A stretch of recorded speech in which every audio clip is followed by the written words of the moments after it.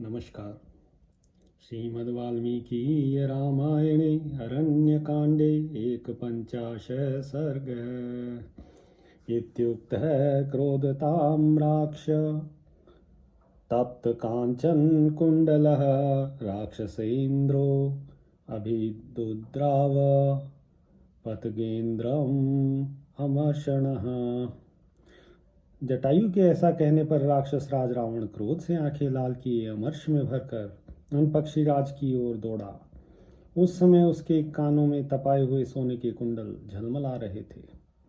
सहसंप्रहारस्तुम उलस्तयोस्तस्मिन् महाम्रधे बभूव वातोद्भुत योर्मे घयोर्गगने यथा। उस महासमर में उन दोनों का एक दूसरे पर भयंकर प्रहार होने लगा, मानो आकाश में वायु से उड़ाए गए दो मेघखंड आपस में टकरा गए हों। तद्बभूवाद्भुतं युद्धं गृध्रराक्षसयोस्तदा सपक्षयों माल्यवतो महापर्वतयोरिव। उस समय गृध्र और राक्षस में वह बड़ा अद्भुत युद्ध होने लगा, मानो दो पंखधारी माल्यवान पर्वत एक दूसरे से भिड़ गए हों।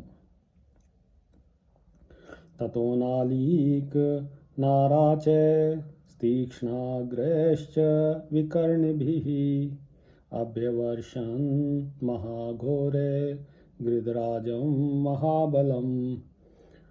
रावण ने महाबली गृध्रराज जटायु पर नालीक, नाराज तथा तीखे अग्रभाग वाले विकर्णी नामक महाभयंकर अस्त्रों की वर्षा आरंभ कर दी। शैतानी शरजालानी गृध्रः पत्ररथेश्वरः जटायुः प्रतिजग्राह रावणास्त्राणि संयुगे। पक्षीराज गृध्र जाति जटायु ने युद्ध में रावण के उन बाण समूहों तथा अन्य अस्त्रों का आघात सह लिया। तस्य तीक्ष्णं खाम्यां तु चरणाभ्यां महाबलः चकार बहुधा घात्रे व्रणान् पतगसतमः। साथ ही उन महाबली पक्षी शिरोमणि ने अपने तीखे नखों वाले पंजों से मार मार कर रावण के शरीर में बहुत से घाव कर दिए। अति क्रोधाद दशग्रीवो जग्राह दश मार्गणान मृत्युदंड निभान घोरान शत्रु निधन कांक्षया। तब दशग्रीव ने क्रोध में भरकर अपने शत्रु को मार डालने की इच्छा से 10 बाण हाथ में लिए, जो कालदंड के समान भयंकर थे। सहतैर्बाणे महावीर्य पूर्णमुक्तैर्जिह्यगे बिभेद निशीतैस्तीक्ष्णैर्गृध्रं घोरः शिलीमुखः। महापराक्रमी रावण ने धनुष को पूर्णतः खींचकर छोड़े गए उन सीधे जाने वाले तीखे पैने और भयंकर बाणों द्वारा, जिनके मुख पर शल्य कांटे लगे हुए थे, गृध्रराज को क्षत विक्षत कर दिया। स राक्षस रथे पश्यन् जानकीं बाष्पलोचनाम् अचिन्तयित्वा बाणास्तान् राक्षसं समभिद्रवत्। जटायु ने देखा जनक नंदिनी सीता राक्षस के रथ पर बैठी है और नेत्रों से आंसू बहा रही है। उन्हें देखकर गृध्रराज अपने शरीर में लगते उन बाणों की परवाह न करके सहसा उस राक्षस पर टूट पड़े। ततो अस्य सशरं चापं मुक्तामणि विभूषितं चरणाभ्यां महातेजा बभंज पतगोत्तमः। महातेजस्वी पक्षीराज जटायु ने मोती मणियों से विभूषित बाण सहित रावण के धनुष को अपने दोनों पैरों से मारकर तोड़ दिया। ततो अन्यद धनुरादाय रावणः क्रोधमूर्छितः ववर्ष शरवर्षाणि शतशोऽथ सहस्रशः। फिर तो रावण क्रोध से भर गया और दूसरा धनुष हाथ में लेकर उसने सैकड़ों हजारों बाणों की झड़ी लगा दी। शरैरावारे तस्तस्य संयुगे पतगेश्वरः कुलायम् अभि संप्राप्तः पक्षिवच्च बभो तदा। उस समय उस युद्ध स्थल में गृध्रराज के चारों ओर बाणों का जाल सा तन गया। वे उस समय घोंसले में बैठे हुए पक्षी के समान प्रतीत होने लगे। शैतानी शरजालानि पक्षाभ्यां तु विधूयः चरणाभ्यां महातेजा बभंजास्य महद्धनुः। तब महातेजस्वी जटायु ने अपने दोनों पंखों से ही उन बाणों को उड़ा दिया और पंजों की मार से पुनः उसके धनुष के टुकड़े टुकड़े कर डाले। तच्चाग्नि सदृशं दीप्तं रावणस्य शरावरं पक्षाभ्यां च महातेजा व्यधुनोत् पतगेश्वरः। रावण का कवच अग्नि के समान प्रज्वलित हो रहा था। महातेजस्वी पक्षीराज ने उसे भी पंखों से ही मारकर छिन्न भिन्न कर दिया। कांचनोरश्छदान दिव्यान पिशाच वदनान खरान तांश्चास्य जव संपन्नान जघान समरे बलि। तत्पश्चात उन बलवान वीर ने सम्रांगण में पिशाच के से मुख वाले उन वेगशाली गधों को भी, जिनकी छाती पर सोने के कवच बंधे हुए थे, मार डाला। अथ त्रिवेणु संपन्नं कामगं पावकार्चिषं मणिसोपान चित्रांगम बभंज च महारथम। तदनंतर अग्नि की भांति दीप्तिमान मणिमय सोपान से विचित्र अंगों वाले तथा इच्छानुसार चलने वाले उसके त्रिवेणु संपन्न विशाल रथ को भी तोड़ फोड़ डाला। पर्णचंद्र प्रतीकाक्षम छत्रं च व्यजनैः सह पातयामास वेगेन ग्राहिभिः राक्षसैः च सह सारथैश्चास्य वेगेन तुण्डेन च महच्छिरः पुनर्व्यपहन् श्रीमान पक्षिराजो महाबलः। उसके बाद पूर्ण चंद्रमा की भांति सुशोभित छत्र और चंवर को भी उन्हें धारण करने वाले राक्षसों के साथ ही वेगपूर्वक मार गिराया। फिर उन महाबली तेजस्वी पक्षीराज ने बड़े वेग से चोंच मारकर रावण के सारथी का विशाल मस्तक भी धड़ से अलग कर दिया। सभग्न धन्वा विरथो हताशो हत सारिथिः अंकेनादाय वैदेहीं पपात भुवि रावणः। इस प्रकार जब धनुष टूटा, रथ चौपट हुआ, घोड़े मारे गए और सारथी भी काल के काल में चला गया, तब रावण सीता को गोद में लिए लिए पृथ्वी पर गिर पड़ा।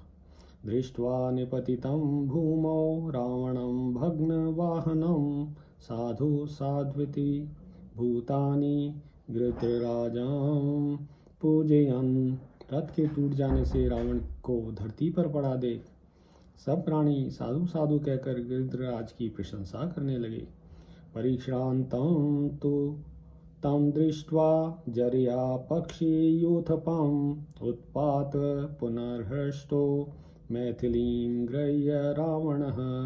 वृद्धावस्था के कारण पक्षीराज को थका हुआ देख रावण को बड़ा हर्ष हुआ। वह मैथिली को लिए हुए फिर से आकाश में उड़ चला। तं प्रहृष्टं निधायांके रावणं जनकात्मजां गच्छन्तं षड्गशेषं च प्रणष्ट हत साधनं गृध्रराज समुत्पत्य रावणं समभिद्रवत् समावार्य महातेजा जटायुरिदं ब्रवीत।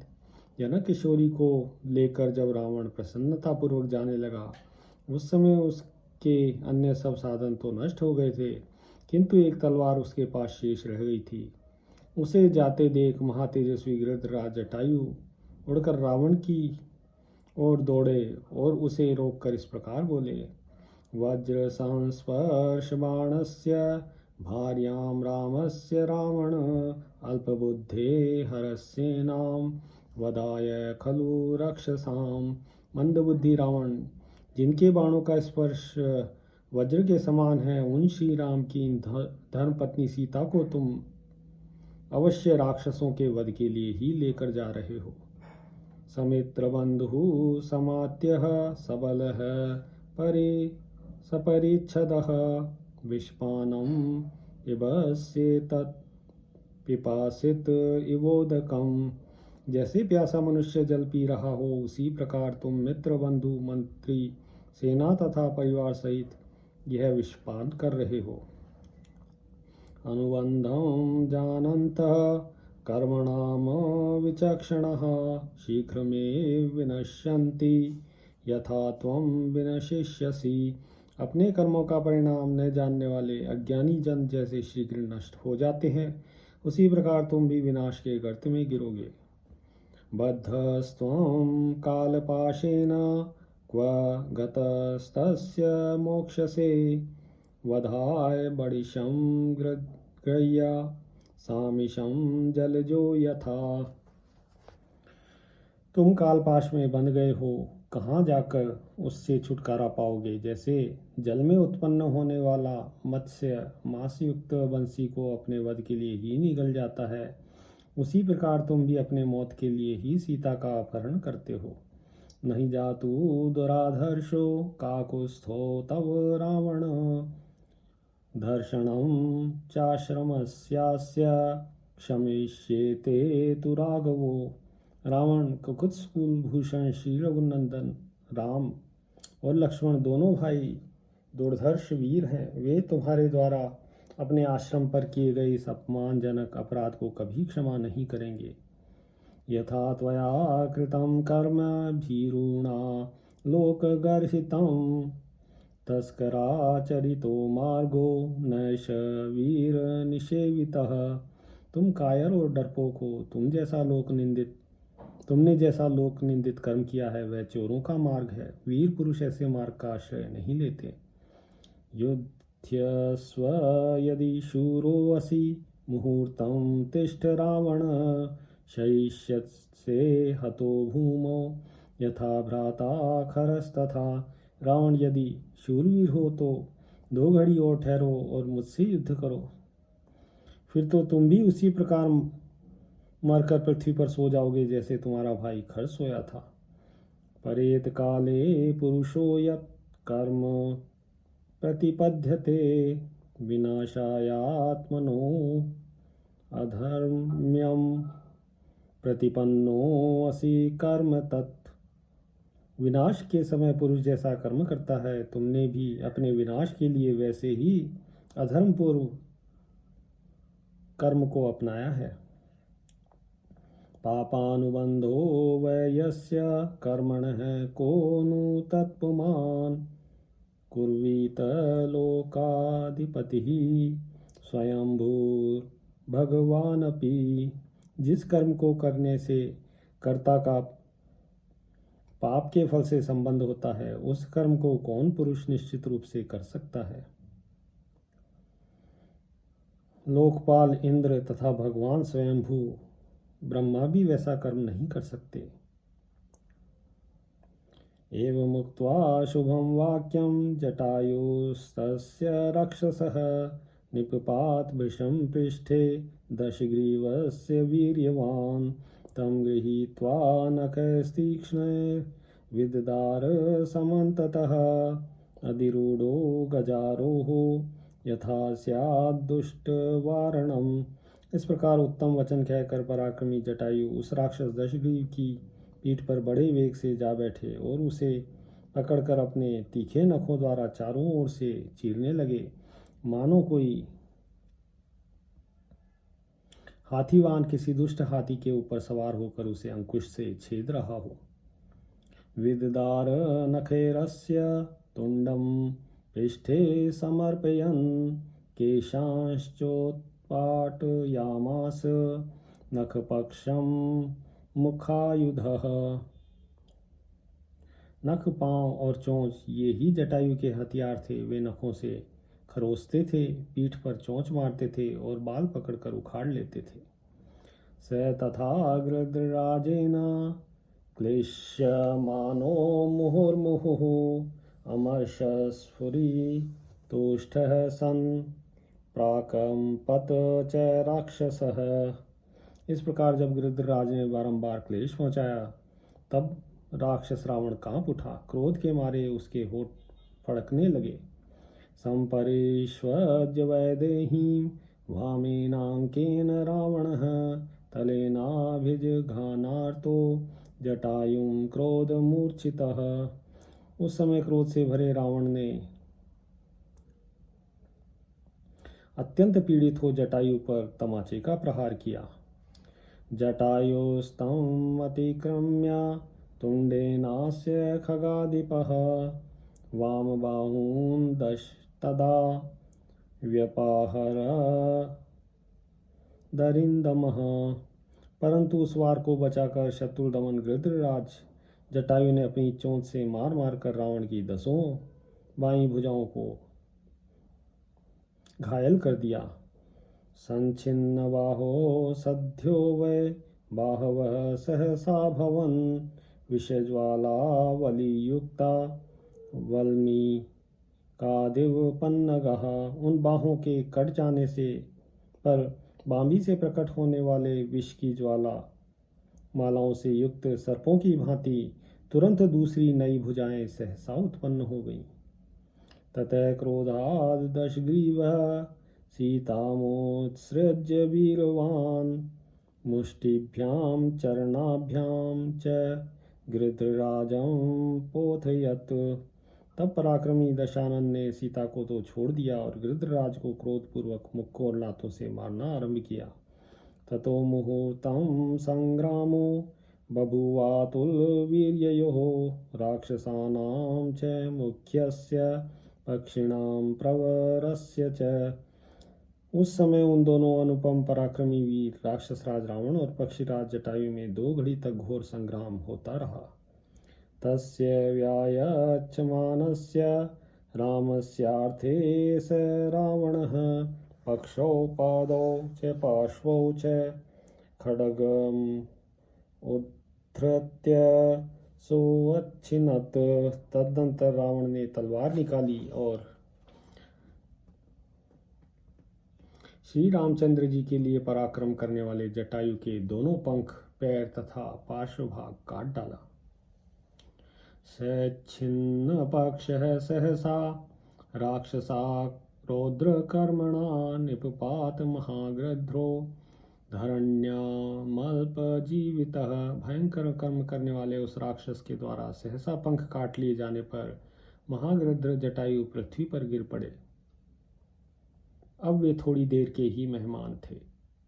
तम दृष्ट्वा पतितं भूमौ क्षतजार्द्रं जटायुषम् अभ्यधावत वैदेही स्वबंधुम् एव दुःखिता। ने बांधव के समान जटायु को खून में लथपथ होकर पृथ्वी पर पड़ा देख सीता दुख से व्याकुल हो उनकी ओर दौड़ी। तम नीलजी मूत निकाशकल्पम सपाण्डुरो रस्क मुदारवीर्यम् ददर्श लंकाधिपति पृथिव्यां जटायुषं शांतमिवाग्निदावम्।